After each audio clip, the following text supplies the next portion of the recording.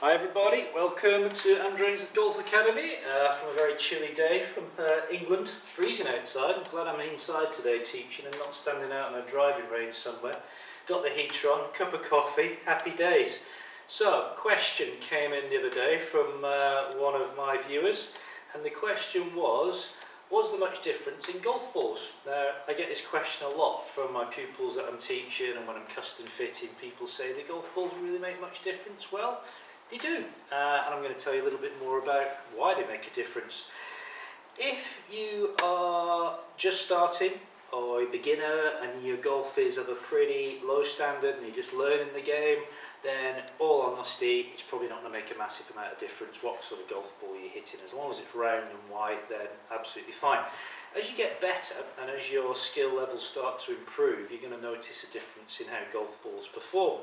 And what I wanted to do here is just show you a little difference between some golf balls, and I haven't discriminated here against any golf ball. What I've done is I've picked a very high performance golf ball. It just happens to be a Titleist Pro V1, this one in my right hand. It could be a Shrixon Z-Star, it could be a Nike high performance, it could be a Callaway. Basically anything that's really expensive tends to be a pretty high performance golf ball. And I've put it up against a Dunlop DDH 500, which I don't know much about them, but I'd imagine they're as cheap as chips, and you could probably buy a dozen of these from JJB Sports for a few quid. You know, it's a cheap golf ball. So does it make much difference? Well, they're both the same size, they're both roughly the same colour, they have different dimple patterns on them. We're going to hit a couple of balls and see. So what I've got here is my trusty Cleveland 53-degree wedge. I've just set the greens to soft on the GC2, which is in front of you here, and I'm about 100 yards away from the flag here. So I'm just going to hit a couple of shots, and I was doing a little bit of testing on this before I did this video. I want to show you the spin rates which we generate here. So let's see if we can get a decent strike. Not bad, maybe a little bit pulled to the left. Yeah, just turned it over a little bit. We're going to discount that one. Yardage was 109 carry, but I just tweaked it a little bit, just closed the club face down. Let's see if we can just keep the club a little bit squarer through this one.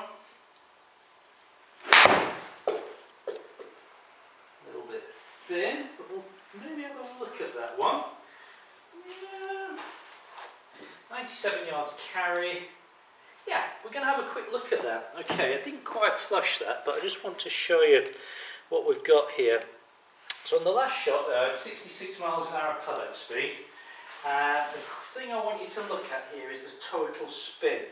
8,450 revs of spin. Now, if I really nailed one with this wedge, I know I can get the spin rate up to 9,500, okay?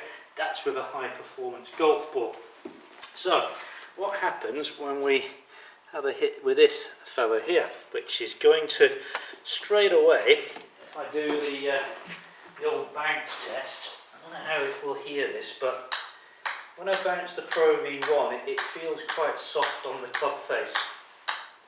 When I bounce the Dunlop, I don't know if you can hear the different change in pitch there. I can certainly feel it on the club. It feels rock hard and it sounds completely different.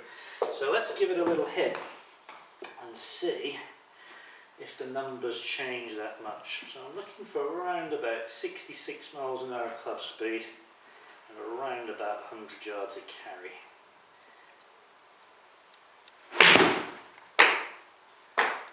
Not bad. We got no check on that. 94 yards of carry. Let's check the old stats on that, see if we came close. If not, we'll do it again. 63 miles an hour club speed, so 3 miles down. Launch angle was higher, which in theory would put a little bit more backspin on. Check this number out here, 4,300. So the spin rate there is actually halved. Has it gone any further through the air? Well, not really. Let's just hit one more with that. It feels really hard because, well, it is. I'm not used to hitting a ball like this, and it does feel rather clunky. Pulled that one a little bit, turned it over. Hit it a little bit harder to see if I could generate a little bit more spin, and that ball just isn't spinning. There's no action on that whatsoever. There is no backspin. About 5,000 revs of spin, and I hit that pretty well. So back to the old Pro V1. See how that ball hit the green and it released because it hasn't got the backspin on it. Back to our Pro V1. I'm going to try and hit this nicely. Going to try and catch it with some spin. Pretty good. Watch this ball react on the green. One bounce. Check.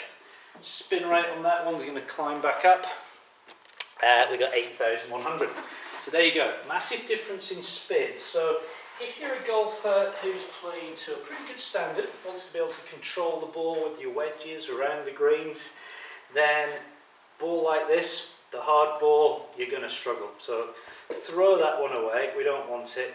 If you want something which is going to help you control the ball around the greens, get yourself a decent golf ball. It's going to make a big difference. The argument I hear is, oh, well, won't the harder ball go further?